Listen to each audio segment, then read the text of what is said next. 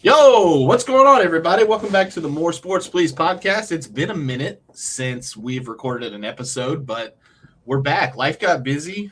We had our own things, but stuff's starting to settle down a little bit, and here we are, back to record an episode. I use all of my PTO in the month of May.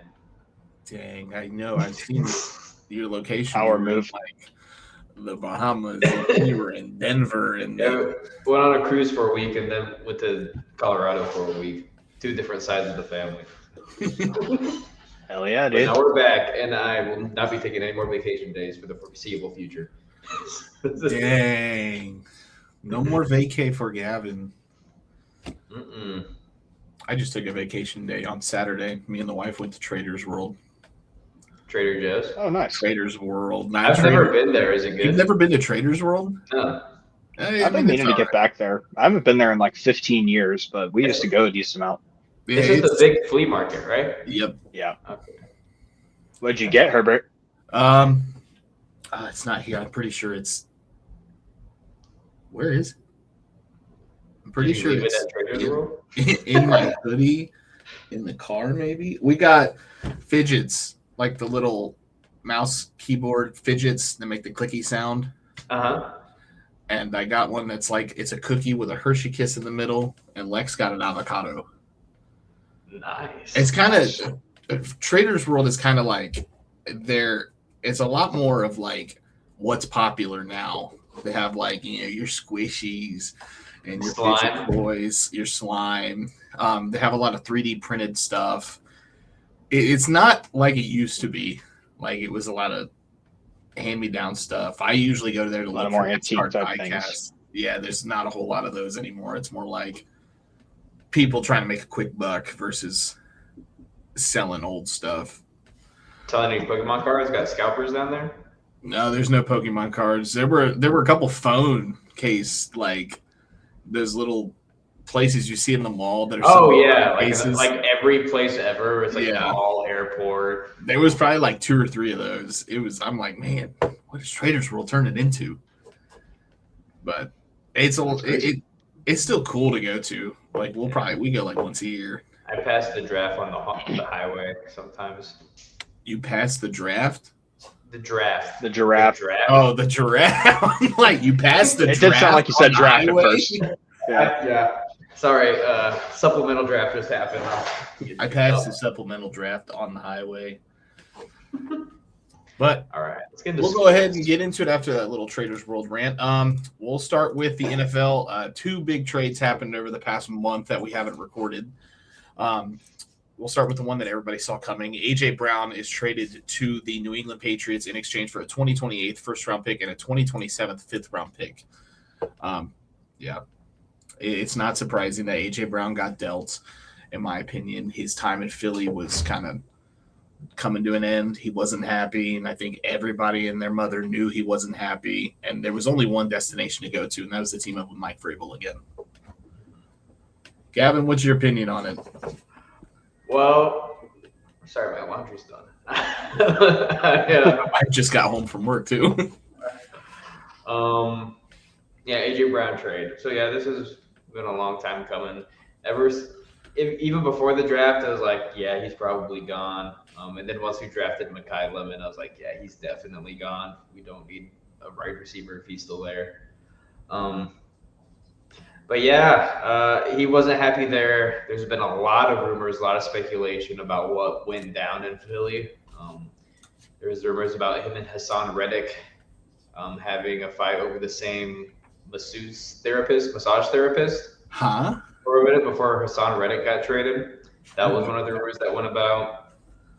There was the rumors that AJ Brown and Jalen Hurts' wives didn't get along because AJ Brown had cheated on his wife, and then Hurts' wife said to leave him, and then now they didn't get along. There is a lot of this stuff. There's been rumors, little trickles here and there in the media world about stuff going on like that in the locker room.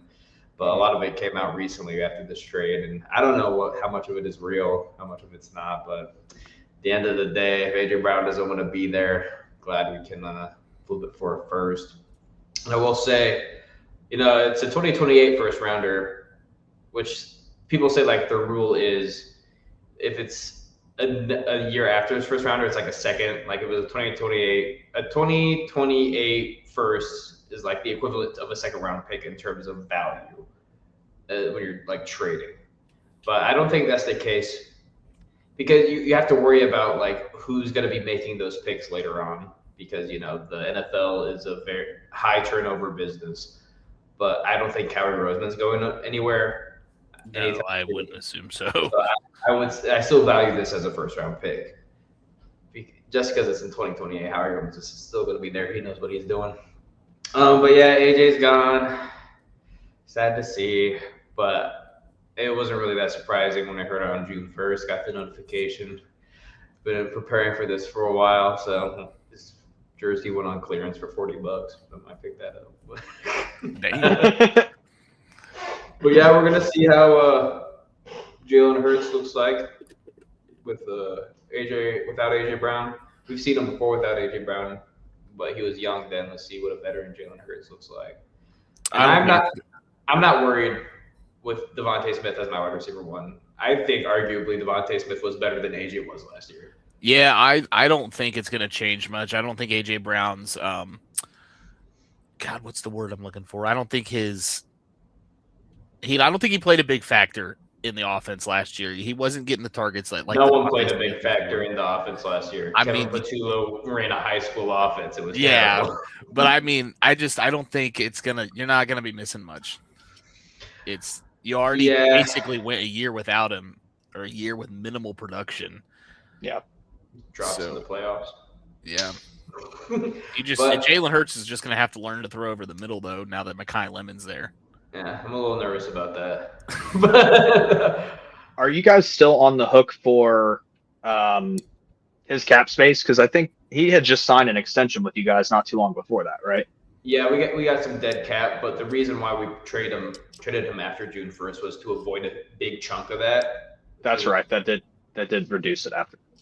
So I'm not sure what let me look. AJ Brown dead cap hit Eagles. Let's see. Dead cap value. Dead cap. In 2026, it's going to be. Am I stupid? I can't read this. Hold on, I think I might be struggling to read English. English is hard, dude. I think I can't read this. I think it's $33 million in 2026 and $7 million in 2027. Damn, so it drops dramatically. Yeah, but it was going to be more than that if we didn't. If you went pre-June 1st. Yeah. Yeah, it was Actually, I don't know. People are telling me different things. I don't know how to read this. It's a lot of money, but not as much as the point being, it's just kind of one of those things where everybody knew it was going to happen because I think it was a drastic amount of the cap that you guys were going to take post June 1st as opposed to trading him June 1st or pre-June 1st. And I think there was already a handshake agreement prior to June 1st, probably all the way back. I mean, I'd say we've known just like from hearing, being tapped into like the Eagles media, it's been like a lock-in 2028 first rounder since for like a month at this point. We're just waiting for the trigger to get pulled. But yeah, so a little fun tidbit for the Eagles post AJ Brown. As of right now in the OTAs, our wide receiver lineup looks like Devontae Smith, Mekhi Lemon, and Johnny Wilson. Because Florida State legend. I'm surprised. Yeah. Okay, ball knowledge. Yeah. Of course I know Johnny Wilson. He was like our 6th round pick in 23, 24. I forget what it was. But yeah, he's stepping in because I'm guessing because he fits the AJ archetype of like that big body, gonna throw down the field outside the numbers kind of guy. But I would not be happy if that's our third starting. He has brick hands, dude. It's bad when he's out there. Man, when he got drafted, I had high potential for him. I really liked him coming out of Florida State. I think his ceiling was decently higher than where he went, but I'm not completely ruling him out. but he's gotten snaps before. AJ's been out a few times and injuries and all that, and he's made. I can remember the drops. Really, is what I'm remembering from Johnny Wilson. But I we'll get see. it. I would prefer to see, like, it's either like you want to have your three best receivers or like the three like different. You got your slot guy, your outside Your route big running guy, body, and your big slot guy, body. and your speedy. But I would trade out Johnny Wilson probably for Hollywood Brown in terms of just talent in our receiver room. Plus, he's got the experience. Yeah. And It's you don't really get that big body, you know. I get the whole not being too high on Johnny Wilson right now in the same way with Roman Wilson. He's just the injuries and everything, and hopefully with his new coaching staff coming in, he'll be able to get some playing time and be able to prove these people wrong. But he was our 3rd round pick, I believe, back in 2024. Is either that or 23, one of the two. But he just injured his leg in training camp, and it's been downhill for that guy. And I wanted him to succeed so bad, but now he's technically wide receiver 3 behind. No, he'd be wide. I think he's technically wide receiver 3, but he's going to end up being wide receiver 4. I think Jeremy Bernard is going to end up coming out eventually above him. And then obviously with DK and Pittman, you're not competing with those guys. Yeah, so that's the AJ Brown trade. And then good for the Patriots. Yeah, we talk about the Patriots side of this. Yeah, it's a massive dub for the Patriots side. You get a competent receiver. I mean, don't get me wrong. Stephon Diggs had 1,000 yards last season. Diggs is a free agent, I thought. Yeah, no, I'm just last season they had Diggs. Now you have AJ Brown. It's a jump. But Diggs had 1,000 yards last season with Drake May at quarterback. I can't imagine what AJ Brown can do in this offense under Mike Vrabel and with Drake May at the helm. If Drake May can get protected, there's a chance that AJ goes off and you see him go back to the way he was that made him such an irresistible target. But yeah, Drake May's got to be protected. Probably be a good connection. I think it's either way. I think it was a good deal for both sides on that. I think the Eagles got the most they could out of that situation they were in with AJ. And like you're saying, the Patriots needed targets, and they've certainly got a huge one now. So I think it was about the best version of a deal both sides could have gotten. The only problem with New England is who is behind him. You have Kayshon Boutte and who Mac else Hollins. is that? Mac Hollins. Didn't Romeo Dobbs sign? Dobbs, that's it. He signed a 3-year insane contract. Yeah. I forgot. So yeah, the receivers are AJ Brown, Romeo Dobbs, and Mac Hollins. Wow. Kayshon I forgot about Boutte Mac is Hollins. not listed as a starter. Dang, I think I would put Boutte over Hollins, but Hollins, Philadelphia legend, by the way. Put the back on my guy's name. that receiving core, I mean, yeah, it drastically gets better with AJ Brown, but man, he is your only target. Romeo Dobbs is nice, but man, he's a borderline wide receiver 2, 3. Like the way they paid him to be a wide receiver 2, but he's a wide receiver 3 on a lot of rosters. Yeah. I mean, we'll see. They could maybe try to. I don't know who's out there that they could really get, but they could bring Diggs back, but I don't see that happening. Tyreek Hill is still a free agent. Yeah, but crazy. But speaking of other big trades, Cleveland Browns dealt their All-Pro sack record breaker, Myles Garrett, to the Los Angeles Rams. In return, the Browns received a first-round pick in 2027, a second-round pick in 2028, and a third-round pick in 2029. And it's got a clause written in it that at any point before the 2028 season, that if Myles Garrett is traded to an AFC North team, that 2028 second-round pick becomes a first-round pick. Mm-hmm. And in return, they also got Jared Verse. Yeah, I was gonna say that's probably the biggest part of the trade. Dayton, Ohio native Jared Verse. You gotta, at the end of the day, you gotta feel for Jared Verse because you go from a Super Bowl contending team in the LA Rams to this dumpster fire of not knowing what you're going to do at quarterback. Your defense just took a massive hit by getting rid of your best player, probably in franchise history.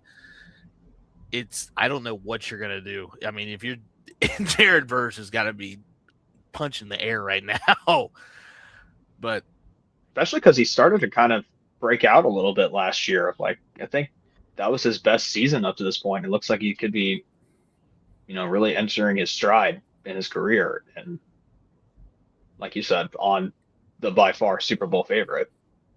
I agree. I think at some point last season, he kind of turned that corner and really came into his own. But I get the Rams. They're in win now mode. Sean McVay doesn't give a fuck about the picks. Absolutely not. So I here tell you, we man. are. As a Steelers fan, love this trade. Absolutely love it. And As I an know- Eagles I'm fan, I pretty hate sure- this trade. I'm pretty sure Offenbacher can attest to this. Mhm. Get Myles Garrett the fuck out of this division. So Yes. we are both perfectly fine with him being a Ram.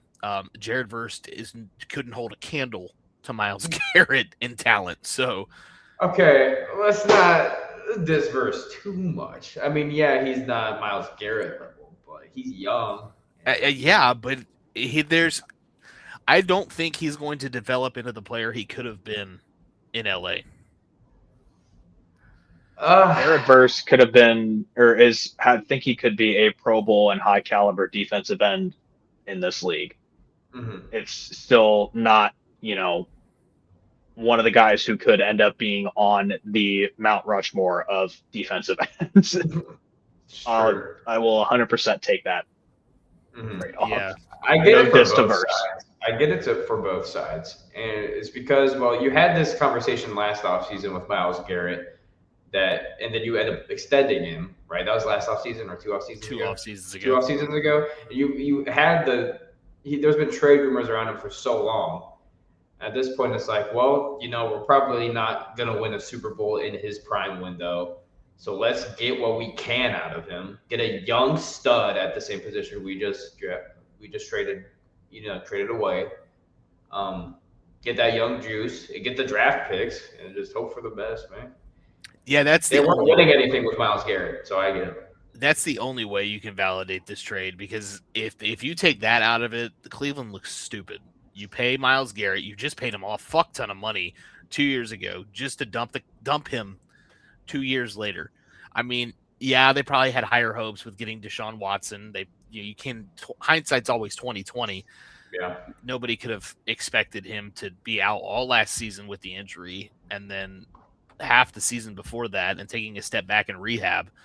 Now, especially, you drafted Shedeur Sanders. Nobody could have guessed that he was going to be who he was.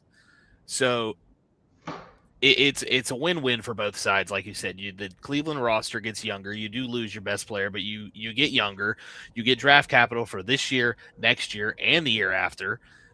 Or not this year, next year, the year after, and the year after that. And then if you're the Rams, you have possibility of drawing Aaron Donald out of retirement. So Yeah, when I you pair would up say Aaron that. Donald and Myles Garrett on that defensive line, you're unstoppable. Mm-hmm. So I mean, go ahead. Yeah. it's just an insane thing to think about. Like Gavin, like you said, the rumors about him being traded have been swirling around for the past couple years, but I genuinely never thought they would ever pull the trigger on it, because I thought he was going to be a Brown for life. He's just one of those guys I thought that was just going to break all these records and hang around on this mediocre team. But at the same time, he is one of those talents that is one of the best in the league, and he deserves to get a Super Bowl at some point in his career. And I'm glad it's not going to be in Cleveland. And it's the Rams continue to do what they do. They keep their Super Bowl window open, even though honestly years ago or a year or two ago, you could have maybe considered like them entering one of their last couple chances there. They just managed to keep contending. And the rebuild continues for Cleveland. We're going on a quarter century at this point. Yeah, we're going on like year 25. Rebuilding Cleveland again. It was a great haul that they got in terms of picks, but honestly, I think Cleveland has to earn the right to win that trade, in my opinion. Like, so far, they've not been able to really do anything with the picks they've had. Myles Garrett wrecked everybody that he faced. Thank God Burrow doesn't have to get killed by him anymore. But there was nothing there with him. So until they actually put together a competitive squad that is a true contender, I think they have to earn the right to say that they won that trade, in my opinion. I would agree with that. And I wouldn't say they won the trade. Well, I mean, I think it's in terms of like win-win sort of deal. I think that the Rams clearly got, I think, the better end of the deal. They got Myles Garrett, yeah. But I'm just saying I get it from the Browns standpoint. I get where they're coming from with it, but I think it's one of those things of like, I know that they weren't going to win with Myles Garrett, but I think it just is an admission of failure to a certain degree. You're losing seats in people coming to see Myles Garrett. Yeah, fans. They're losing. It's definitely an admission to failure. Like I wanted to add, like you said, going on year 25, 26 of this rebuild. They have nobody to blame but themselves. You know, you had arguably your franchise quarterback at the helm when they won their first playoff game in years, going into a rival stadium in Pittsburgh and beating the Steelers on their home field. And then you are a fumble away out of the end zone from beating the Chiefs in the divisional round and advancing to the AFC. The reigning champions at that point. Yes. So, and to turn around a year later and not bring Baker back is just insane. Like they had their guy and they didn't know what to do with him. They fumbled it. They wanted Watson. They went and got Watson, and he obviously wasn't going to be who he was in Houston after sitting out a year, and then all the allegations were coming out. Is just Cleveland shoots themselves in the foot once again, and at this point, they're running out of toes. That's a bar. That's a quote there. If I post a clip on TikTok, this will be the clip. There you go. So some more discourse about this trade. Yeah. I wanted to get your guys' opinion on this because I've seen some discussion about it. Does this trade influence your thoughts on the Rams taking Ty Simpson?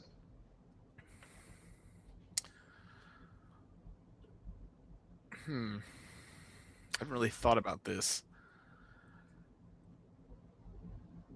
I wouldn't say I would looking back on it now and getting Myles Garrett, I wouldn't say it's as bad of a pick as it was during draft night, because I'd say it makes me feel better. Yeah, you have basically no holes on your roster. You have the players that you feel comfortable with at every position, and now you went out and got a Myles Garrett. And you drafted Ty Simpson in the first round. So, yes, Matt Stafford is on the tail end of his career, but a guy like Myles Garrett is going to be in the league for another couple of years. So when Ty Simpson sits under Myles Garrett, Ty Simpson's coming out to play edge.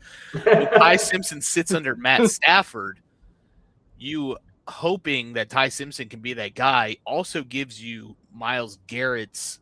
And it also gives you more time towards the end of Myles Garrett's career if you don't get a ring with Matt Stafford. The pick makes a lot more sense now than it did draft night. That is fair. And I haven't thought too much on this myself, similar to what you were saying a minute ago, Herbert, but I'll play a little devil's advocate, and I say that it makes a bit more sense, but I don't think it excuses it. I think it was still a reach. I think you still could have gotten someone else that could maybe, further add value to this roster to win right now. You could have still gotten Ty Simpson later on or one of the other quarterbacks. I still think it was a reach, and I don't know. I think it eases the pain of that pick a little bit, but it still could have been a better pick if they took someone else. Mm-hmm.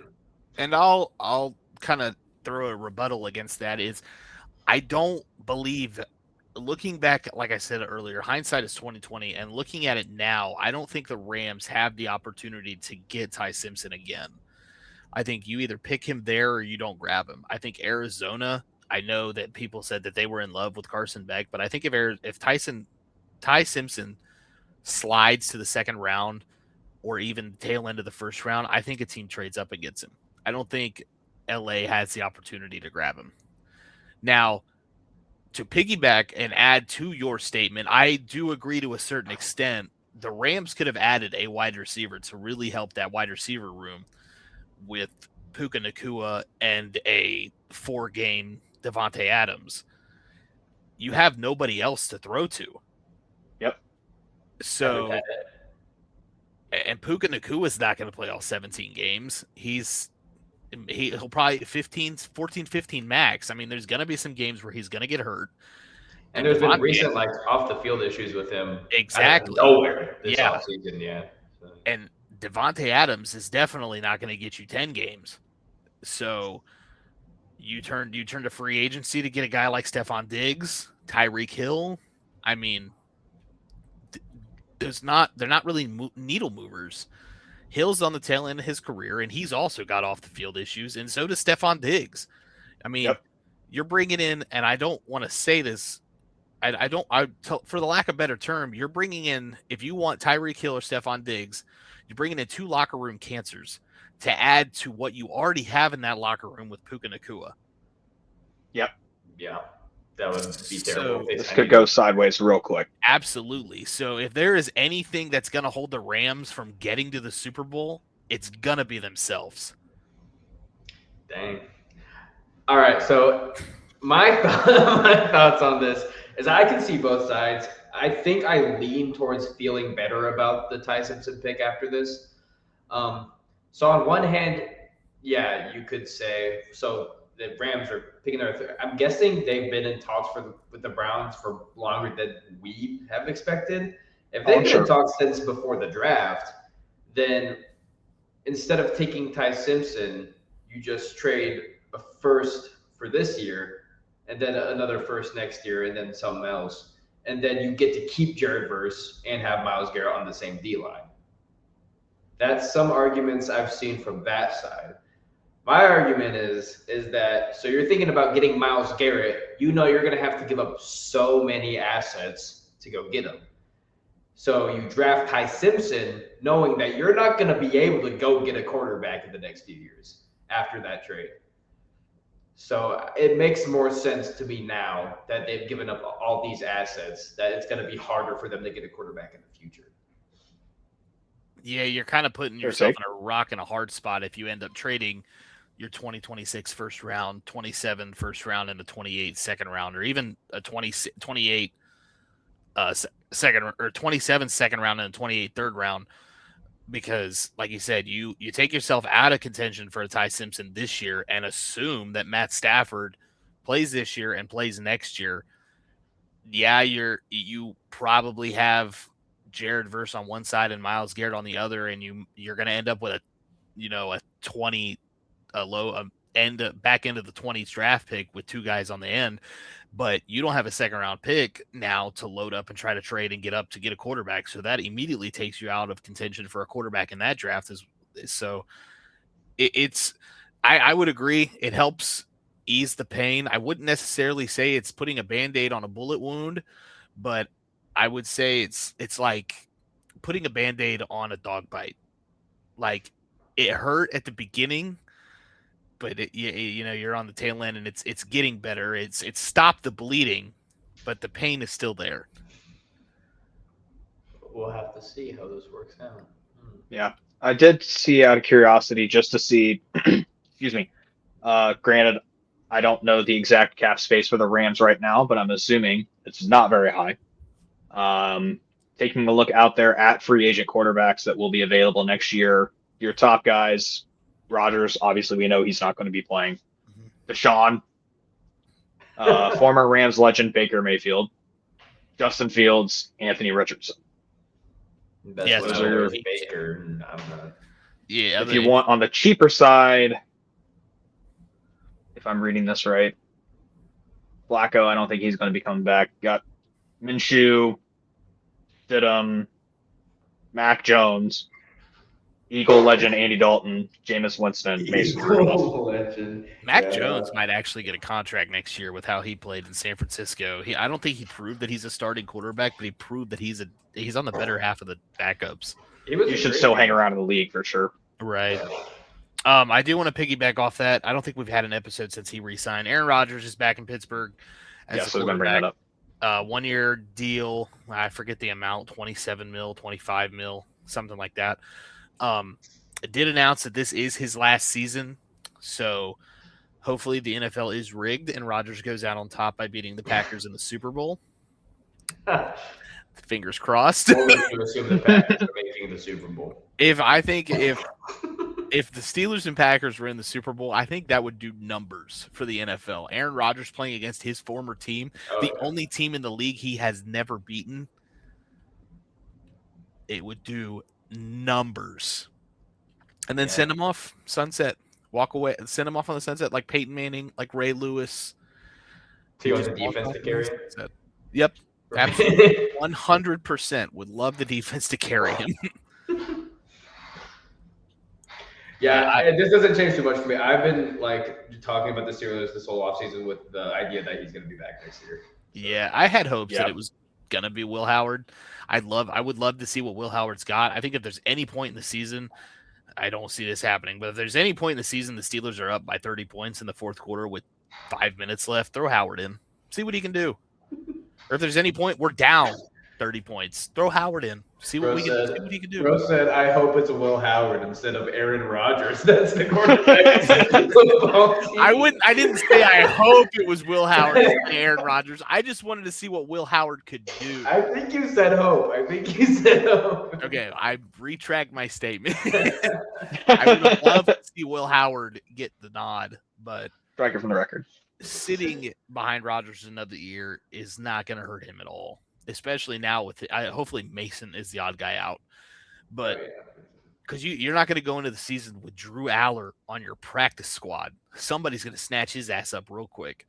So you're going to go in and hopefully this is how it works. You're going to go into the regular season after 53-man roster cuts with Rodgers as QB1, Howard as QB2, and Aller as QB3. Mason could fuck off at free agency. He proved that he's not a starting quarterback and he's not a good backup quarterback. Yep. I've been kind of in the same boat as Gavin in that I've kind of been operating under the assumption that until I heard otherwise, Rodgers was coming back to the Steelers for this season.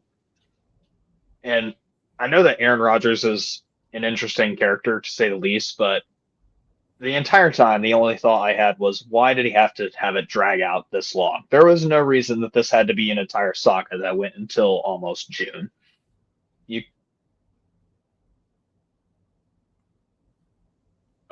lost your audio. We lost your audio. You cut out. You're still. Yeah, I heard it cut out a bit. There we go. We're back. Good. Cool. But yeah, it was an entire saga that did not have to be a saga for any reason. Just completely unnecessary for it to have taken as long as it did. Yeah, he did the same thing last year, and I don't think it was necessarily like, ooh, I'm gonna keep him waiting. I think the Steelers organization, as much as they played it off like we don't know what Rodgers is doing, he hasn't talked to us, as much as they wanted to say that, they knew he was coming back. I think to the point where, he's going to do what he's going to do in the offseason. When he's ready to play football, he'll come back to us. And he did it. He's been at voluntary minicamp. Then he's showed up at mandatory minicamp. I don't think he did any of that last year. But on the flip side, you have a whole new he technically had a whole new coaching staff last year. He didn't play under any of those guys. This is the first year, everybody's got a brand new coaching staff. He has played under Mike McCarthy and some of the guys on the coaching staff, but he's got to relearn a whole nother offense. Hopefully one that can move the football down the field. But I don't know. I have high hopes for this team because of the whole new coaching staff and getting the Tomlin curse out of here. But I also want to set realistic standards. Mm-hmm. Because at the end of the day, you still have Mike McCarthy as a head coach who, yes, he succeeded in Green Bay. He was good in his time in Dallas, but it's weary, because the whole time you want to compare him to Mike Tomlin and their similarities on how they play football or how they coach football. But I want to give him the benefit of the doubt of he's from Pittsburgh. He has the heart and soul to coach this team, and this coaching staff cannot be worse than last year's. The coordinators can't be worse than last year's. Tomlin's been calling the defense from the past couple years. So poor Terrell Austin was getting the shit can from everybody for being a bad defense when it was all Tomlin's doing. So with Patrick Graham, seeing what he did, he had the 14th ranked offense in Vegas, I believe. Maybe it was 13. It was somewhere in the teens, but they had no talent. They had Max Crosby, and you're in the teens, and the Steelers' offense was in the 20s. I have high hopes for what Patrick Graham can do with this defense and how much star talent is on this team. TJ Watt came out and said something that he's excited about this new defensive era and being able to move around in the formation. He said last year he didn't do that. He said he was something about him being stubborn and he didn't want to do any of that. But this year he comes in with, I guess, either a new mindset or glad that there's a new defensive coordinator, but he's very eager about moving around the formation on defense. And then you pay his backup in Nick Herbig, 4 years, $100 million. You have 3 great edge rushers now that, yeah, I mean, you don't have to deal in this. I know I'm kind of tangenting off a different way, but you have 3 great edge rushers now that you don't have to deal any of them this year. You don't have to trade TJ Watt. You don't have to have you don't have to trade Alex Highsmith. You just paid Nick Herbig. It does bring in questions for next season because Alex Highsmith is, I believe his contract expires next season, and then TJ Watt's guaranteed money either ends next season or the season after that. So it definitely raises the questions after this year what they're going to do. But there's so much star talent on this defense for Patrick Graham to be able to coach and stop offenses that it needs to happen. And if it doesn't happen, we got a problem. Herbert, I think you kind of summed that up well as like the antithesis of what the Bengals are looking at this season ourselves in terms of you've got the star talent and you need to have the you need to have better production out of the defense, but you have the stars to do it. You just need the offense to be like average at least. Absolutely. That's kind of about the opposite of us. We need better production out of the offense, but we have the star power for it. It's just we need the defense to be average. Yeah. I mean, please. We just need that offense to put up 17 to 20 points a game. And the defense just to do their job. I think if the defense comes together and can play at their highest potential, I think they can hold teams to 3, 7, 9 points, single digits. Where the only got to score 18 points if you hold them to 15 exactly. every game. True. So it's just if we can get stuff rolling on that offense and the defense to start clicking and playing like their potential, I think this team truly has a shot at being great. At this moment, that shot is very, very thin. 9-8. Here we go. So I will take a 9-8 or a 10-7 if we win a playoff game. That's fair. What about make a playoff game? Nope. That's past 10 years we've been making playoff. I need a win. I remember how that was. That at this point, I want to get back to the playoffs. It took the Bengals to fire Marvin Lewis to be able to win a playoff game. And a little bit after that still. Hey, to be fair, under Zach Taylor, you guys did make the Super Bowl, so I know. Maybe McCarthy's He's never got leaving that, that organization. Mike Brown has him in his will at this point. He's gonna hand off ownership to Zach Taylor. I said it before. Marvin Lewis stayed for 15 years without ever winning a playoff game. Zach Taylor made a Super Bowl and another AFC Championship. Dude's got a lifetime contract in Cincinnati. Exactly. I hope the Eagles make the playoffs this year, man.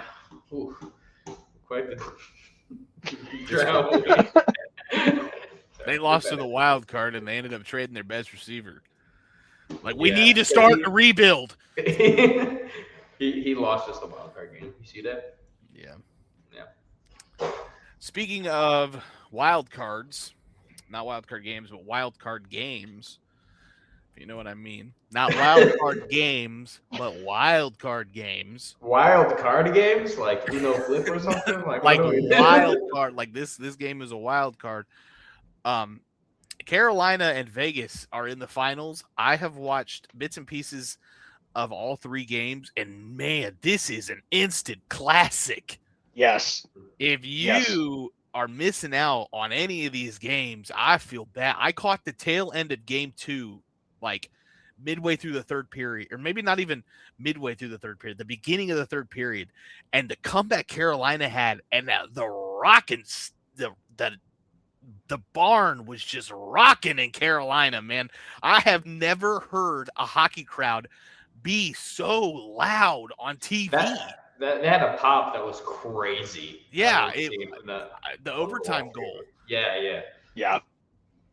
Like, this is it's one of the best hockey series I think I've ever seen. They're going back and forth, and especially with the past 2 games, Vegas will take a big lead, and I guess not technically big. Vegas will take a 2-0 lead, and Carolina just crawls back into it. And, either they go into overtime and Carolina gets that goal, or I don't know if game 3 went into overtime, but Vegas ended up getting that game-winning goal. Oh, good, dude. Game 3. That game aged me. I believe it. Did you see what happened in that game? No, I didn't. The game was tied, no score, going into the second period. In the second period, Mitch Marner gets a hat trick, in the fastest hat trick in Stanley Cup final history. It took him, I think, 6.5 minutes between 3 goals. And he got an assist on the 4th goal. Third period, Carolina scores 3 goals in 39 seconds. I did get a notification about that, about Carolina scoring it in that quick. I was like, holy shit. They tied it up, and it went to overtime and double overtime. I said it was double overtime. And that game went till about 1:45 on the East Coast. Oh, that was insane. But yeah, like you said, this series has been an instant classic. I'm biased, like watching since my team's in it, but every game has been incredible. Really didn't know what to expect coming out of it. I mean, both teams kind of play more defensive hockey, so I think I was listening to a preview video from the hockey guy on YouTube, and he made a comment of, we may see these guys average 10 shots a game the way they play. Damn. And they have come out firing on both sides. It has been really incredible to watch. Just really high level, competitive, very fun. Carolina is so good. I'm gonna give them a ton of credit. They're just an absolute machine, and they've been really good at making Vegas uncomfortable throughout, but Vegas has been able to get goals when they need them for the most part. Just wild swings back and forth in each game so far. I'm hoping, ideally, I hope we win it in 5. If we get 7 games of this, I think this could go down as the greatest Stanley Cup final of all time, or at least one of them. I was gonna say I need 7 games of this, man. I need it to go all 7. I will say I'm not complaining about it, obviously, but the longer this has gone, the more my hot take bold prediction is looking like the worst game I've ever made. I forgot about that. Yeah. Dating back to one of our episodes saying Vegas might not make the playoffs. And here they are in the Stanley Cup Finals. And with a 2-1 series lead. Right. It's the way I view this finals is like, in sports, you have your teams you hate, you have your team you like, and you can always find a way to hate a team. But with Vegas and Carolina, it's just, to me, it's two teams that I don't hate them. Like, this is like, I'm not actively rooting against one of them.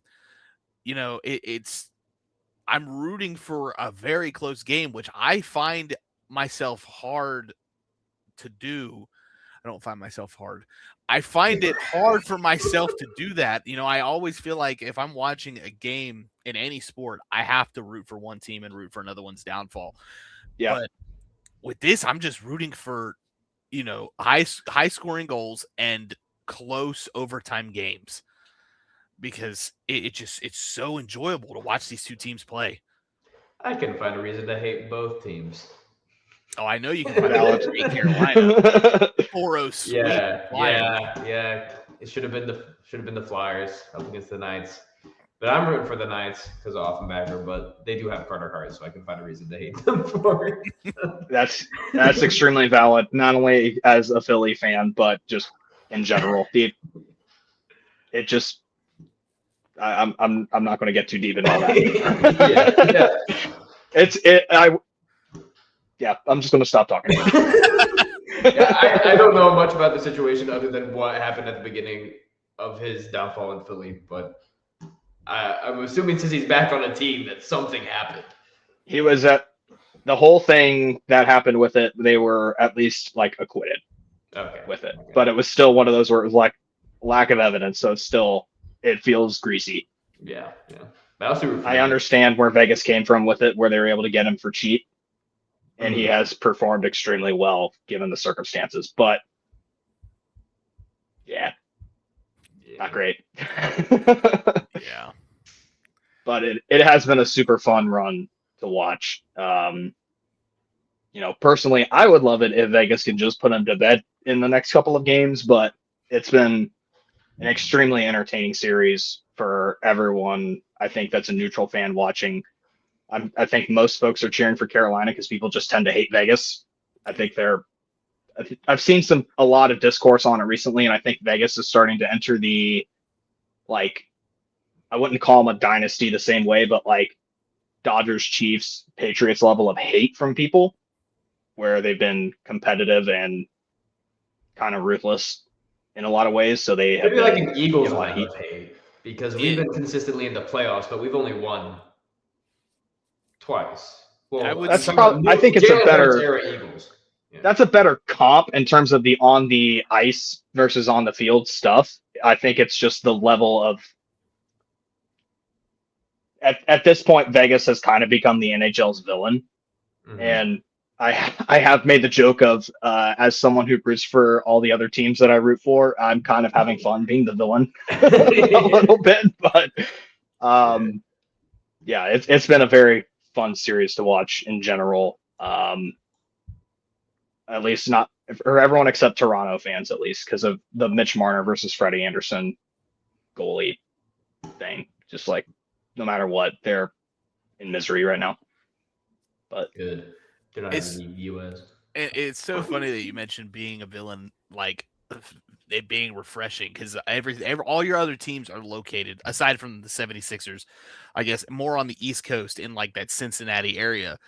And I get where you're coming from, because all my teams are located in that Pittsburgh area. And then with basketball, it was the Warriors. Before I was a fan of them when Jarrett Jack was still on that team, when they were only making it into the second round and getting bounced. So when they started to become a villain and the Pittsburgh teams were kind of on that downward slope, it was a weird, kind of like refreshing, like, damn, they hate us because we're in the championship every year. And then you go trade for a Kevin Durant. So it was like, or not trade, obviously. You go sign Kevin Durant. It was just like this is nice. We're a villain. I don't mind it. It's really fun to watch a team that puts winning above all else. Mm-hmm. And I think that the management for Vegas has just been incredible in terms of consistently putting together a winner. I kind of get the same vibe in that I said I wanted to root for Vegas when they entered the league because it was the same time I wanted to start watching hockey, but I didn't really get to watch much because I think it was my senior year of high school when they went to the Cup, and I didn't have access to games. And so similar to, I know that they were coming off a Stanley Cup final appearance, but similar to what you said about the Warriors with Jared Jack, like my first series watching Vegas, they choked a 3-1 lead to the Sharks in the first round.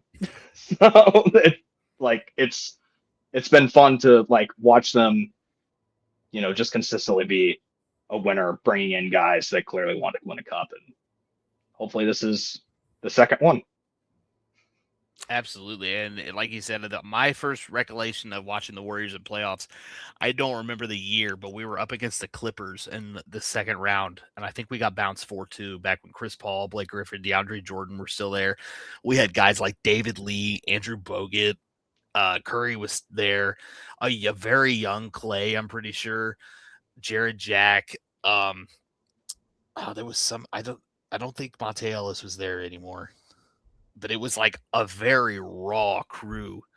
I don't know if that would have been Harrison Barnes' first year, or if we got him the year after, but it might have been a very young Harrison Barnes. And so you grab on right at the beginning, and then it soar off like a fucking like a Superman, and everybody's like, "You're a bandwagon. There's a bandwagon right there." Like we were going to the combine, and Gavin had his Eagles jersey on, and "Oh, you the bandwagon?"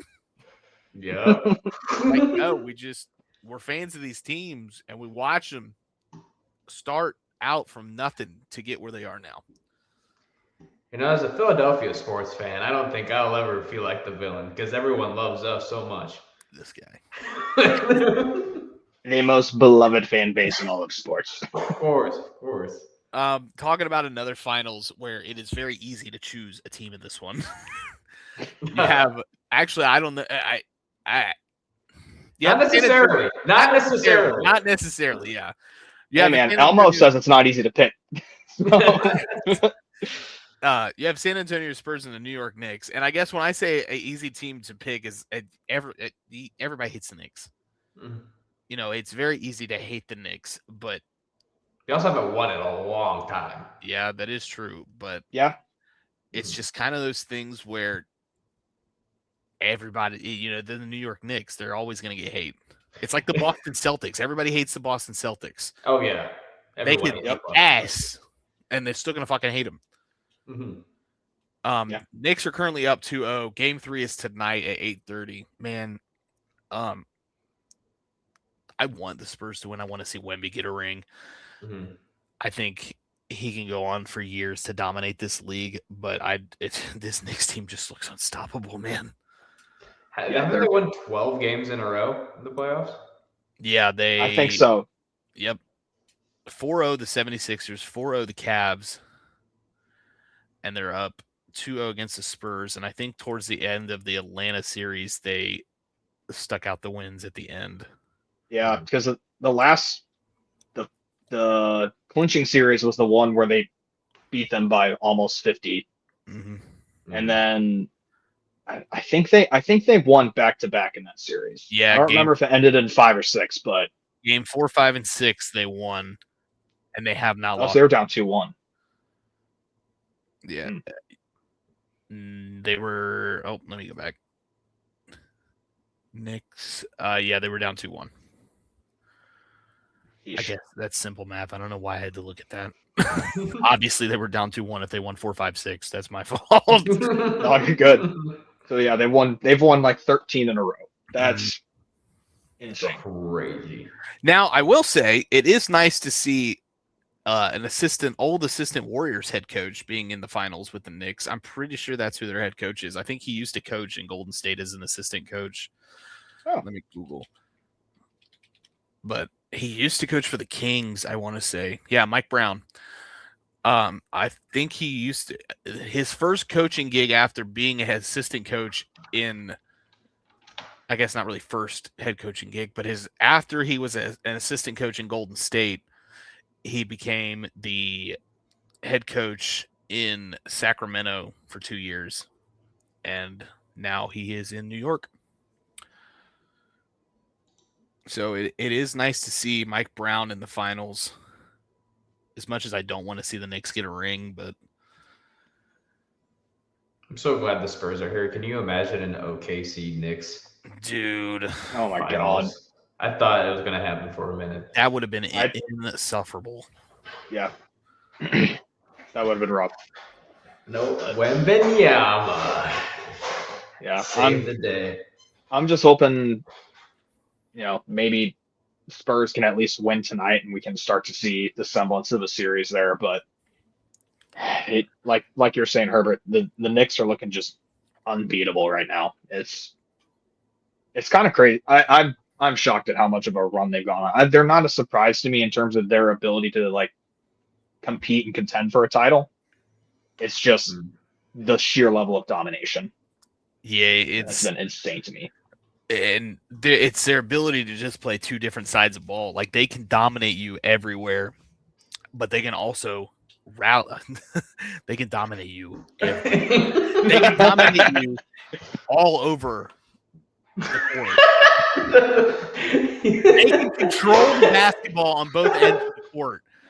But hey man, we know we took that for 4 games. They can go up by a significant amount, but they can also play from behind. I watch us get swept on the cruise, by the way. Very nice. That had to help ease the pain at least. There's so many Knicks fans on the cruise. Okay, that makes it worse. It was bad. You know what sucks? Part of me doesn't want to. I mean, I already said I don't want the Knicks to get the ring, but now I really don't want to see the Knicks get the ring because I forgot Cat was on this team. I hate Cat and I hate Jalen Brunson. Those are my 2 enemies.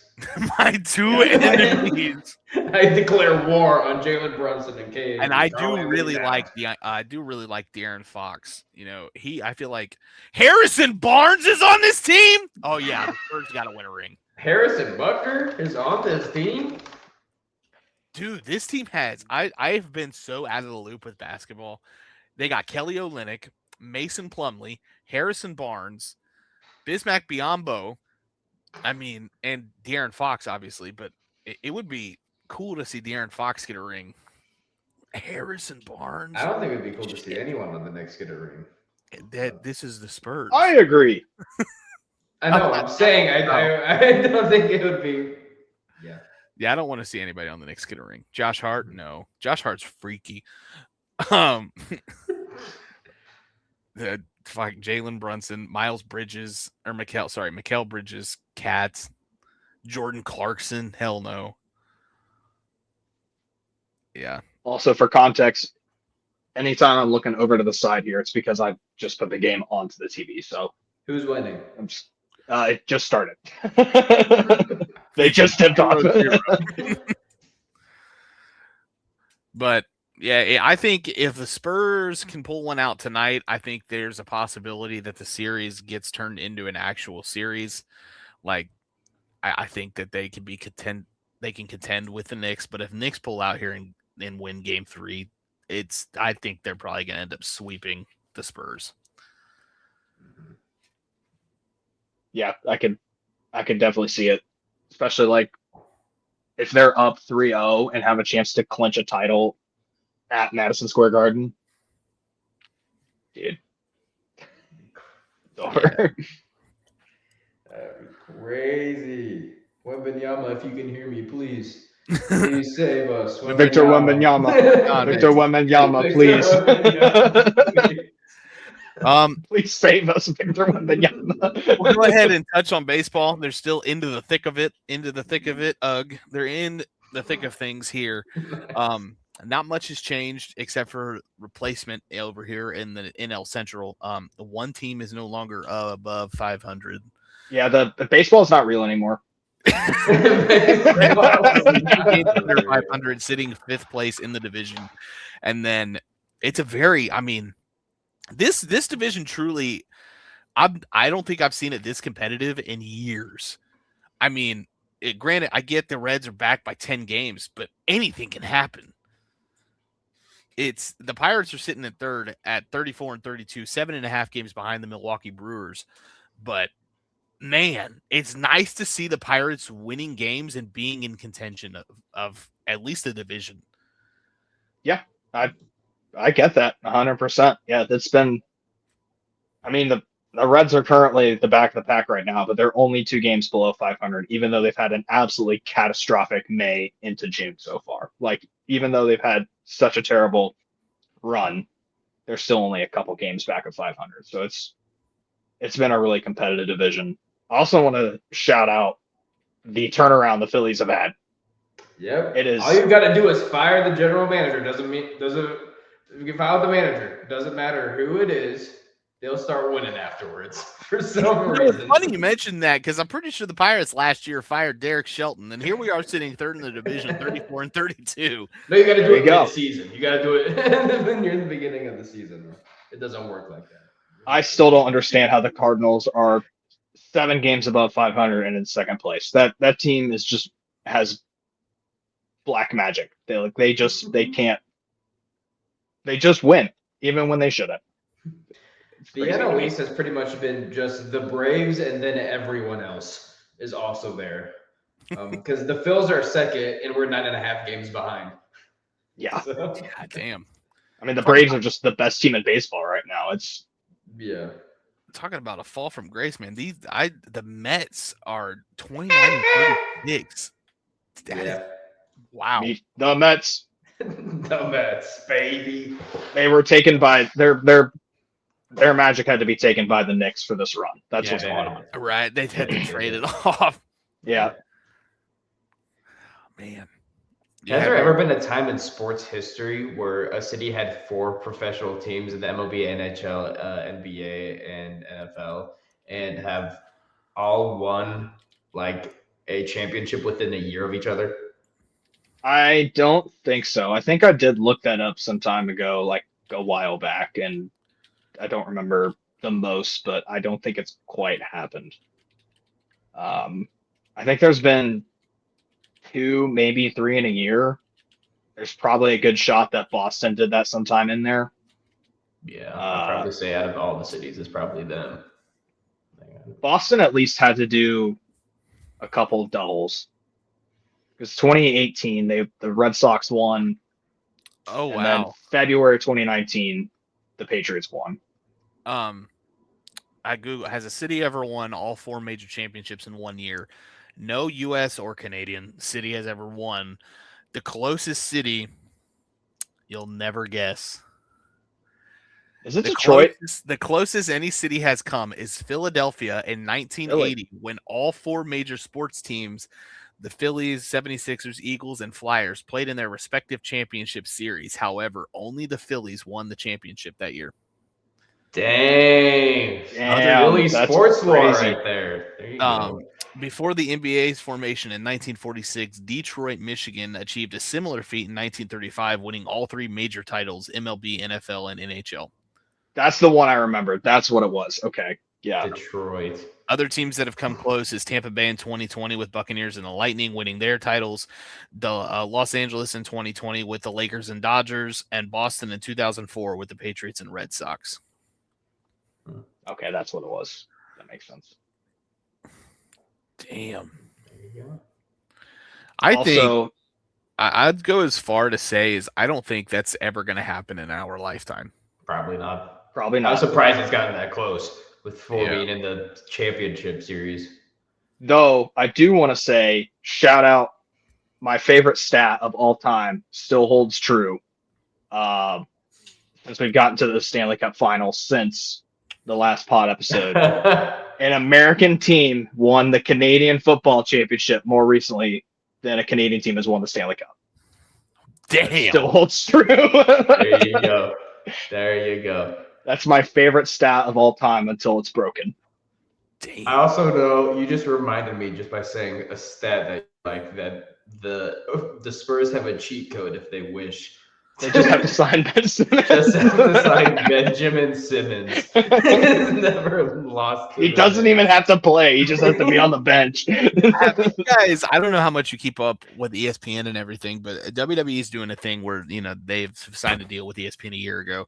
But Danhausen has come on First Take a couple times, And the first time he was on there, he cursed the Knicks. And that's when they were falling. They were down 2-1 against the Hawks. Well, he came back on because his whole thing in WWE is like, you are cursed, and he'll curse people. Okay. Well, he came back on another episode and reversed the curse and has cursed every team the Knicks have played, and the Knicks have not lost a game since. Jeez. And this is crazy because it's just a WWE gimmick. It's not supposed to be real. But the Knicks have won 13 straight games. That means it's rigged. It's rigged. I mean, food for thought, but like, Food for thought. This guy might be supernatural. I'm not saying on that side of it. Like, I'm saying like NBA is doing a hell of a good job pushing a WWE superstar and allowing his gimmick to get over with the entire league. Adam Silver. Sixers would have been in the finals if he didn't curse us. We never know. I'll touch on NASCAR real quick.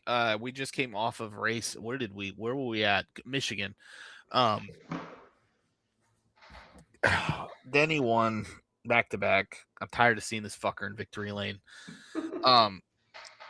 Whatever the Fords are doing with their cars, they need to stop. Because they're not fast, they're not competitive, they're borderline in the teens. And I'm tired of watching Blaney have a 15th place car and somehow miraculously end up 7th. You know, last year it felt like the opposite. Blaney had a 1 or 2 car and would end up in the 20s because he wrecked. So I would rather him compete for wins and, you know, accidentally get taken out or win entirely, but I'd rather see him compete every week than run mid-pack and just be okay with a mediocre finish. So whatever the Fords are doing, they're a step behind Chevy, and they're 2 steps behind Toyotas. And I'm tired of it. We go to Pocono this weekend. Blaney's been successful at Pocono. We need a win. We need it now. Drive faster. What are we doing? I do want to reach out. I don't think we had an episode since his passing. Kyle Busch passed away due to pneumonia that went septic, I believe, or something, which is insane. He was super young. He just came off of a win at Dover in the Truck Series like a week prior. So NASCAR's been doing their hardest to remember him at every race. They've been doing a moment silence on lap 8. The fans will hold up 4 fingers. Denny, when he won at Michigan, tied Kyle Busch for tied Kyle Busch with 63 wins in the Cup Series. And Denny came out with a flag that had a 1 and an 8. Kyle Busch drove the 18. He also drove the 8, and he had a flag. He was holding it in his car while doing like a reverse. There's a word for it. I forget. It's a celebration where you drive backwards so you can see the fans. The 8 car will never be driven again until Brexton, his son, gets into NASCAR, which is an amazing thing for Richard Childress to do. The 33 car is currently taking that spot with Austin Hill. I don't know what they're going to do next year. I've heard rumors of signing Noah Gragson to getting him over to RCR, to Austin Hill being elevated or jumping up to the Cup Series. I don't think that'll ever happen. I would love to see Jesse Love in that 33 car, but I've heard he's not even an option. Like, I think Jesse Love as much as I don't think RCR's cars are competitive, I get it. They're borderline top 10. They've been that way the past 3 or 4 years. They're not cars that are going to go out and win and contend for a win every week. But if you put Jesse Love behind the wheel, I think he's a step up from what Austin Hill is right now. But they did the same thing that they did like for Dale Earnhardt. When Dale passed away, they retired the 3. The next week, they swapped the number, kept the sponsorship, but swapped the number. They threw Kevin Harvick in the ride. He came out, won in Atlanta. So they're treating it very much like Dale's death, which is, looking back on it, is so crazy because Richard Childress has had to deal with this twice. His driver dying mid-season and having to replace it. He was the car owner, team owner for Dale when he was driving. He's the car owner, team owner for Kyle when he was driving. And their driving styles are so similar that it brings chills to my body thinking about it, that two similar people that were the greatest in their eras gone so soon. So yeah, I wanted to kind of put that little footnote in here about Kyle and everything. I got his diecast right here sitting on my desk. It's a Cheddar's number 8. Cheddar's, like the restaurant? Yeah, like the Oh, restaurant. nice. There you go. It's sitting up here in remembrance. I will never ever get rid of this diecast. It's the only Kyle Busch diecast I own, but it has not moved since his passing. It's just, the new saying, you got to be like Dale, or raise hail, praise Dale, be like Biff, and stay rowdy. Stay rowdy. That was Bush's nickname. Mhm. But Yeah.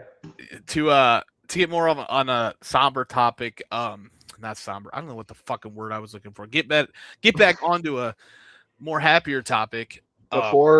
Sorry, don't mean to interrupt, but before you go any further, I do want to. This looks like it's a developing situation. I just noticed this earlier when I was just scrolling ESPN, but early in the show, looking for info on some of the NFL news just to kind of recap and refresh. Didn't know exactly when to bring it in, and it's, like I said, developing, but just saw on here apparently defensive lineman for Kentucky, Nick Smith, apparently died today. He was only age 20. Not too much info I see on here so far. It looks like they found him in a residence hall this morning at 10:03. So did just want to mention that and offer condolences to him, his family, friends, and everyone else in the University of Kentucky and Wildcat fandom. So. Yeah, wow, holy shit. Yeah, like you said, obviously the condolences go out to this kid, man. I mean, 20 years old, redshirt freshman. Dude. It's too young, man. Mm-hmm. Tragic. Moment of silence. That's insane. I do hate to end the podcast on that, but we can. What were you gonna say? I don't know. I was just trying to find something to lead back into something. If we don't want to end the podcast on that, we did get some a slightly breaking news in the college football world. About 30 minutes ago, Georgia and Nebraska's ADs came out and said they've banned their teams from scheduling any future games against Texas Tech following Monday's ruling. Wow. Interesting. So neither of them had them scheduled this upcoming season. Had Texas Tech scheduled this upcoming season, but they said it's an indefinite ban. I guess we should touch on that with everything in the ruling that happened Monday. Brendan Sorsby is allowed. Yeah, we touched on that at the beginning of the episode, I thought. Did we? I don't think we really did. I think we made a reference to it, but did we, or was it before the podcast? I think we talked about it before we went live. See, we just got to go live immediately. As soon as we get in here, You the never raw know. footage of us talking the shit. Dang. I can't say I blame them because it is bullshit, but that's okay. You're going to have to run me up to speed. What's going on?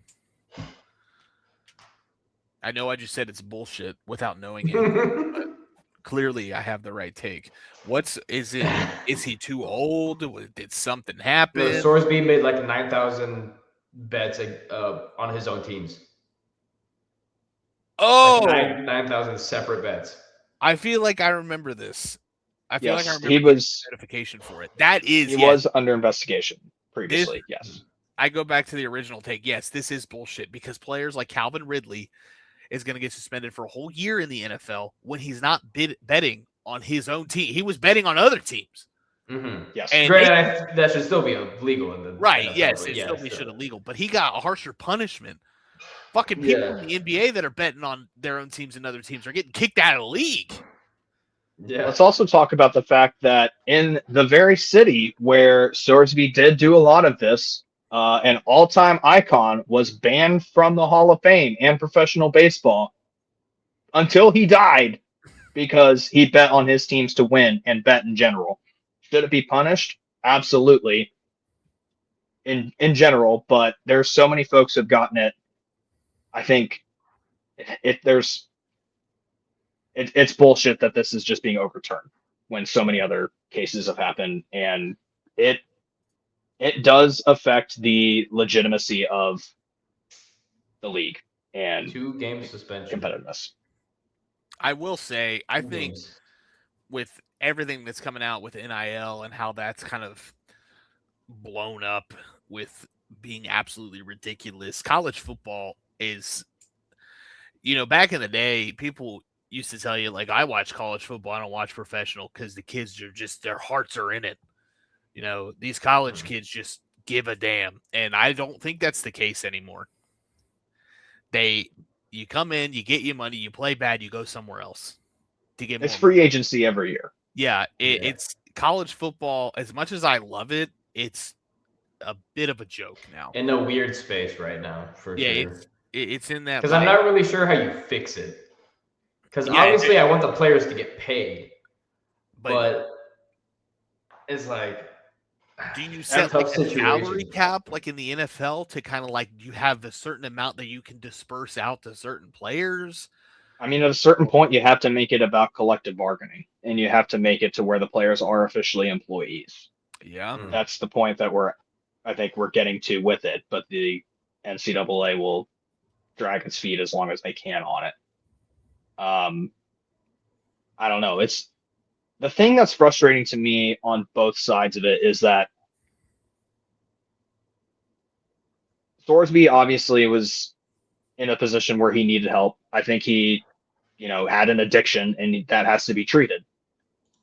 I think, in general, a ban is, I think, a difficult thing to swallow, but at the same time, you can't set these contradicting standards, and not to mention, like we had said before, the fact that it looks like it was a judge from around Lubbock that ruled it. Alumni donor. Yes, eligible.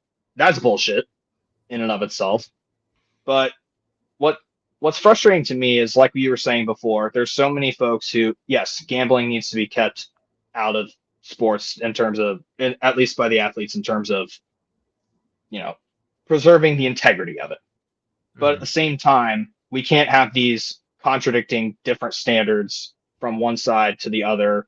Some folks getting banned for life, banned for a year, banned for whatever, and then other folks kind of get away scot-free, basically. Getting a slap on the wrist. I mean, this just goes to show you that, like, if you're in college football, you bet on anything. Yeah, at this point, precedent you can, setting. if you have enough money, the precedent is basically being set that there's no rules anymore. Yeah. It doesn't matter. And at the same time, when this entire thing broke out, I do also want to just kind of jumping on the soapbox a little bit. I think it's also bullshit of how much they're kind of cracking down on, young kids doing all this stuff, and at the same time taking a fat paycheck from all these gambling firms now. Mm-hmm. In my opinion, it makes the entire thing greasy. All this is crap. The one thing I heard was they officially, again, going back to MLB, they announced that Pete Rose and, Shoeless Joe Jackson, all these folks that were on the commissioner's list were no longer ineligible for the Hall of Fame and from baseball after they died. But then they took a fat check from Polymarket right after that. You can't. Sports betting, I hate all of it. Legalized has been really greasy. It's I hate all of it. Predatory. Yes. Especially with how many? You can't go to a game without seeing like DraftKings, FanDuel, this, whatever, free free bonus bet, this, that. You can't watch a YouTube video that has nothing to do with sports without being advertised for DraftKings and FanDuel like 5 times in the span of No a video. sweat bets. Get your money back. Anything you put $5 down, get $300 in extra bets. It's so like you said, it's very predatorial. Like they want to promote, if you have a gambling addiction, call this number, but it's like it's that fast. It's the same things with these, how like back in the day we used to talk about like you can get this medicine, but if you end up getting this, the side effects are this, and don't take it if you're pregnant or planning to become pregnant. It's they kind of the same scenario. Like here's you put down $300, you get $300 worth of boneless bet. You get boneless bets. Boneless bet. You get boneless bets. Partner with Buffalo Wild Wings. Right. Don't forget, here's no sweat bet. By the way, if you have a gambling problem, here's no one. Yeah, we're gonna take all your money. Yeah. This is how we get you hooked. By the way, we're just not gonna tell you that. It's comparable to things like alcohol and nicotine. It's an addictive thing. Yeah, it is. Yeah. So I don't know. In the end, again, long story short, the entire thing sucks. I hate all of this. I think that Sorsby needed help. I'm glad he was getting help, but at the same time, they can't just double back from what the precedent is. And I think just the entire the hooks that sports gambling has in the industry, I think is like it's showing how excessive and gross it is at this point. And I think this is a prime example of it. And the worst, most disappointing part about all of this is that we were so close to an actually relevant supplemental draft in the NFL. Yeah. Brandon Sorsby wasn't going to be eligible next year. But now they ruined it. They ruined the supplemental draft. Now he just has to go to the regular draft. Yeah. But I think we touched on just about everything. We're right now we're sitting at an hour and 20 minutes. Yeah, I think this episode needed it. Everything touched on. We kind of went through all the sports. Almost. One more thing. Yes. The World Cup is upon us. Oh, yeah. Yeah, that is true. Softball World Series also just happened. Texas Tech lost to Texas in 2 games. I watched that, dude. Women's softball is very, I found myself drawn to the game. I watched Texas play Nebraska, and then I watched Texas Tech play Alabama, and it's double elimination. And then Texas played Tennessee, and Texas Tech played another team, but it ended up being Texas and Texas Tech in the finals, and it's a best of 3. Texas ended up taking both those 2 games, but man, women college softball is something that I probably could find myself into for a whole season. Like, it was so interesting. I enjoyed all the games. Start watching the Michigan team. Yeah, absolutely. Hopefully they're competitive, but I have no idea. I don't either. I know the Michigan hockey team is, and I watched them fall in the Frozen Four. But yeah, who is the soccer team that's their home base is in Columbus? Columbus Crew. Egypt. Oh, sorry, Egypt is in Cleveland. Wait, really? I thought we only got one team. I know Egypt is in Cleveland because they just did a jersey swap the other day of Mohamed Salah and some random Browns Egypt is in the Midwest. Or not the Midwest, that way. I don't know for sure. Breaking news: the United States has made a trade. Cleveland for Egypt. In return, the U.S. gets Egypt a 2024 or 2027 first round pick and Miles Garrett. Yeah. Hang on, I'm taking a look to see where the base camps are at. I don't remember. I've seen some of it. I know that Ecuador is in Columbus, Ohio. Ecuador's in Columbus. Okay. Yeah. I feel like an idiot. I said the Columbus Crew. Clearly, they're based in Egypt is at Gonzaga. What are you talking about? Egypt is at Gonzaga University. Oh, what was that? Well, they were in Cleveland at some point recently. I can tell you that. They The said sea this and the shit sides. I don't know the specifics. I've been kind of out of the loop on it, but yeah, I mean, it's exciting to see the biggest sporting event in the world happening right here in the U.S. There's a lot of things going on that make it feel kind of gross, but it is still. The pitch is uneven. I saw some British guys complaining about the pitch being uneven earlier. There's been a lot of stuff with that, and I think also a lot of folks are having trouble adjusting to the climate, the U.S. It's a lot of different climates. Yeah. I'm gonna be honest. I haven't followed the World Cup in years. Well, to be fair, it hasn't happened in years. Well, I mean, Sorry. like last time I sat down and watched a World Cup, I was still in high school. When No, was it? I'll be honest. I don't follow like national team soccer very much.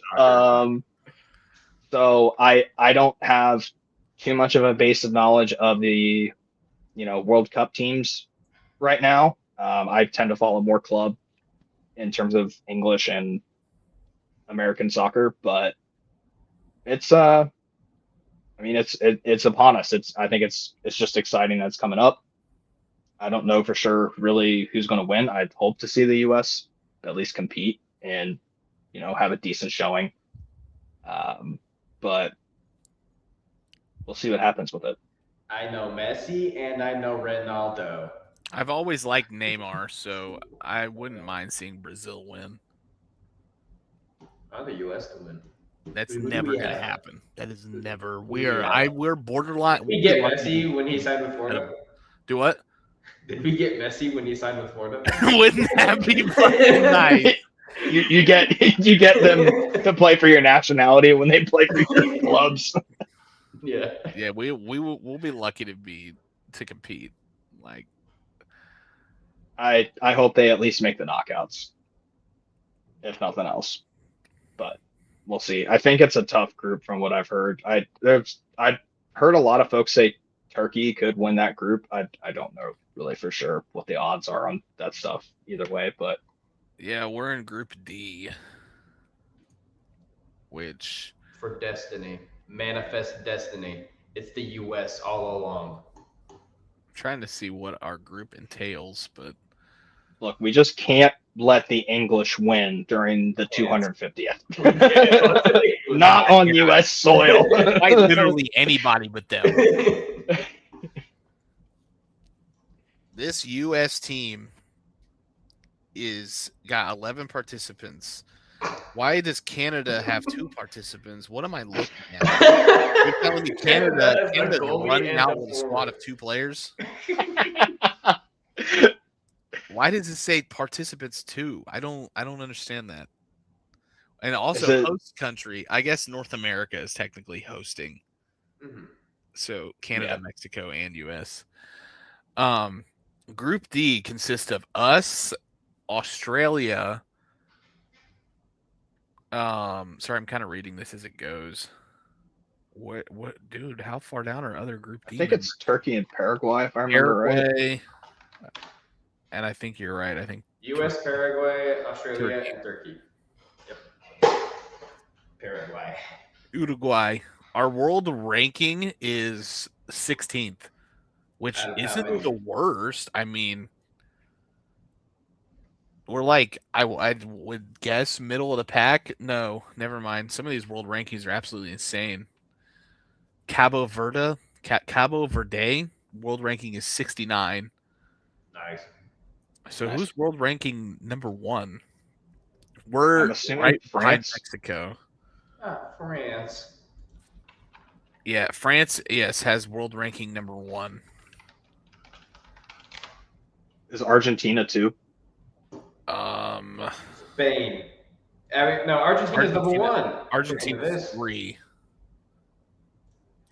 I have latest men's world ranking pulled Spain is 2. up on FIFA, and it has Argentina, Spain, and then France. Oh, I'm also on the FIFA website, and it has France, Spain, and Argentina. I will also go on the FIFA website and see what we have. Let me check standings. Oh, this just shows groups. Okay, well now I know what it's us, Paraguay, Australia, and Turkey. Yeah, I knew that. Power computer doesn't want to Here we load, go. so. Power rankings. Why are you giving me why? I don't care about. I just want to know where everybody stands. Okay, this website is confused on what power rankings are, I guess. I sent a link. You did. This is the reference I was using. Inside of FIFA.com. The latest. Yeah, Argentina 1, Spain 2, France 3, England, Portugal, Brazil, Morocco, Netherlands, Belgium, and Germany rounds out your top 10. Hey, we lost to Germany in the most recent game 2-1. So I mean, I did see that. there's that. We're competing with the 10th ranked team. So things could always be worse. Mm-hmm. We're ranked 17th. We just fell below your Uruguay. But at this very moment, according to these power rankings, we're the best in our group. So be nice to make it's 2 teams make it out of the group stages, right? I think it's 2. at least 2, and it can get up to 3. I think this is also a really bloated tournament this year because there's like 48 teams competing. Oh shit. How many teams make the knockouts? Group L. Well, they're destined for failure. 32 of the 48 teams will make the knockout stage. Gotcha. So Group L, ironically, you said is destined for failure, has England. That I stand by what I said. England, it's not coming home. England, Croatia, Ghana, and Panama. Panama. It's a Van Halen song. Yes. But all right, now we have officially talked about everything. Yeah, well, actually, the Overwatch League just This guy right here. But All nowhere. I think we'll go ahead and wrap it up here. We're sitting at an hour and a half. This is arguably one of our longest episodes, but I think we did. What do you mean, arguably? It's either our longest episode or it isn't. Well, it was good to see that we recorded this video for nothing. It's never getting uploaded. Yeah, it probably is our longest episode. I don't think so. Well, not counting the draft streams, obviously. Oh, yeah. What do you More do? sports, More please. sports, please. Longest episode. No, I'm going. Google AI, tell me. Computer. Okay, Gemini. What's it? Oh, no, we have a 140. We have multiple 140s. No shit. Yeah. I think that that sounds right. Yeah. Well, It's definitely one of the longer ones, but two 140s. We had our 140 was episode 22 NCAAF and NFL talk. It was just me and Herbert, and the other one was also just me and Herbert. oh, so you guys just yap without me. We have a 138 with all 3 of us in it. I forgot about my little sabbatical there for a while. I think both me and Offenbecker had like points of sabbatical on this podcast. Herbert's been like the consistent one. Dude, if you go back, He to does run it. if you go back to like the first couple episodes, there's one where it's just me and Offenbacker. There's one where it's like me, James, and Gavin. There's one that's me, James, and Offenbacker. Yeah, There's one where it's all 6. It's me, Gavin, Offenbacker, James, Kyle, and Sean. What a group. Yeah. throwback. We need to get James on for an episode, see how his ball knowledge has deteriorated. Yes. I don't think he watches football anymore. I don't think so either. But we'll I don't go know, ahead man. He was whipping out some stats during the Nashville trip. Oh, yeah. Yeah, that is true. He's got a good memory. So he probably knows some ball from like 2018. From like the Nick Foles era of Yeah, the Jacksonville. Blake Bortles AFC Championship era. Gardner Minshew's like first season. He has a Foles jersey, doesn't he? I think so. I think he's got a Yeah, Minshew he's got the cursed set of jerseys. Yes. Yeah. But we'll go ahead and wrap it up here, and we'll see you guys in the next one. Thank you guys for enjoying. Thank you guys for joining us on this. We hope you enjoyed. We hope you did. Thank you for enjoying in advance. We touched on just about everything, but we'll get back to trying to make these either a weekly thing or a bi-weekly thing. But like we said in the beginning of the episode, life just happens, and it kind of took over. But we'll see you guys in the next one. Peace. Go Knights, go.